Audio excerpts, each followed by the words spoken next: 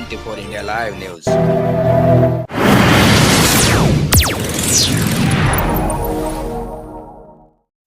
नमस्कार, आप सभी का 24 इंडिया लाइव न्यूज में स्वागत है। देखिए आज की खास खबर, शेयर कीजिए, सब्सक्राइब कीजिए, लाइक कीजिए, कमेंट कीजिए। वर्गों से आप एक हद तक जिन वर्गों को आ जाकर बहुत सस्ते में बहुत से संसाधन उपलब्ध कराते हैं और उसके बाद देते भी हैं तो कुछ 1500 रुपए के आसपास कुछ देते हैं, तो सरकार का खजाना खाली होने का मतलब यह है कि आपके पास उसका कोई एक लंबा विजन नहीं है कि आप आने वाले समय में ये क्या करेंगे। और ये लाड़की बहना की याद उनको ठीक चुनावी वर्ष में क्यों हुआ, मतलब लोकसभा चुनाव के नतीजे आपने देखे और उसके बाद अचानक आपका प्रेम जागृत हुआ, जिसके लिए हम धन्यवाद करते हैं। बहनों को आपने याद तो किया, लेकिन कब याद किया? जब आपको आपके चुनावी फायदों के बारे में सोचने की जरूरत पड़ी।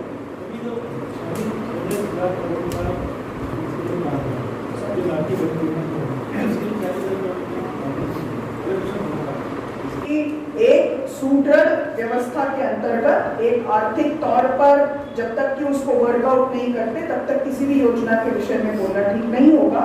और आपको मैं ये विश्वास दिला सकती हूँ कि कर्नाटक के राज्य में भी जो भी चीजें तय की गई थी उसके पीछे की क्या, कहाँ से उसकी पूर्ति होगी, इसकी पूरी व्यवस्था करने के बाद ही उसका वहां पर प्रस्तुतिकरण किया गया। ये कि यही बात तेलंगाना सरकार के ऊपर भी लागू होती है और मुझे पूरा विश्वास है कि उसको सुनिश्चित किए बगैर ये 5 सूत्री में और गारंटी के तौर पर उसका यहाँ पर उल्लेख नहीं किया गया है। सरकार के आने के बाद में होगा, ये हमारा 5 सूत्री का घोषणा स्पष्ट तौर पर कहते हैं। बजट तो प्रस्तुत होगा। मैडम ये जो लाडली बहन जो है, ये विपक्ष इसको क्यों ज्यादा उछाल रहा है, राजकारण इसको क्यों यानी बीच में डाला जा रहा है? वो जनता तय करेंगी किसको मतदान करना, चाहे लाडली बहन वाले को बोलो चाहे विपक्ष वालों को बोलो, लेकिन आप लोग ये क्यों उछालते हो? इसका पीछे क्या रीजन है? हम इसको कतई नहीं उछाल रहे, हम केवल 2 बातें कह रहे हैं। हम सिर्फ इतना कह रहे हैं कि इनकी कथनी और करनी में अंतर है। हम सिर्फ इतना कह रहे हैं कि एक तरफ ये लाड़की बहना की बात करते हैं, दूसरी तरफ जब जंतर मंतर पे खिलाड़ी बहनें अपने साथ हो रहे हरासमेंट के लिए खड़ी होती हैं तो उन्हें किस तरह से खदेड़ा जाता है। जब बदलापुर की घटना होती है तब वो लाड़की बहना क्यों याद नहीं आती है।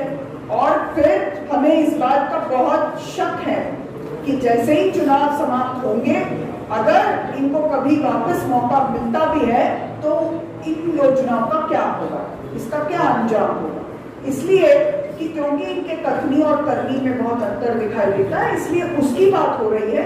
बहनें हम सबके लिए लाडली हैं।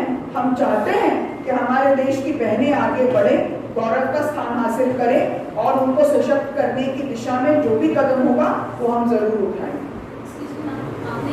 पूरी योजना है जिसको निर्भय महाराष्ट्र के तौर पर प्रस्तुत किया गया है। हमारी कोशिश होगी कि सबसे पहले तो जो हमारे जो नीति विषयक बदलाव हैं वो कर सके। महिलाओं के सुरक्षा के लिए ज्यादा से ज्यादा सरकार के तंत्र की ओर से जो कानूनी तौर पर मजबूती के लिए जरूरी है उसको पूरा किया जा सके। जैसा कि आपको पता ही है कि इसके पहले भी जो चाहे वर्क प्लेस में हैरासमेंट का मामला हो, चाहे फिर निर्भया के केस के बाद जिस तरह से जस्टिस वर्मा कमेटी की सिफारिशें आई और जो कानून बना, उसका जो फ्रेमवर्क है उसी फ्रेमवर्क के आधार पर आज की बदली हुई परिस्थितियों में उसका वापस पुनर्समीक्षा करके उसको मजबूती के साथ बनाया जाए।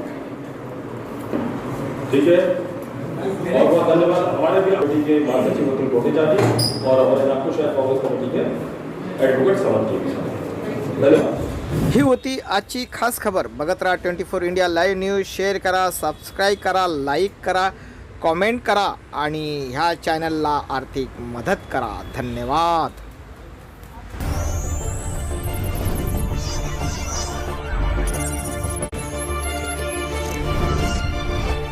24 इंडिया लाइव न्यूज।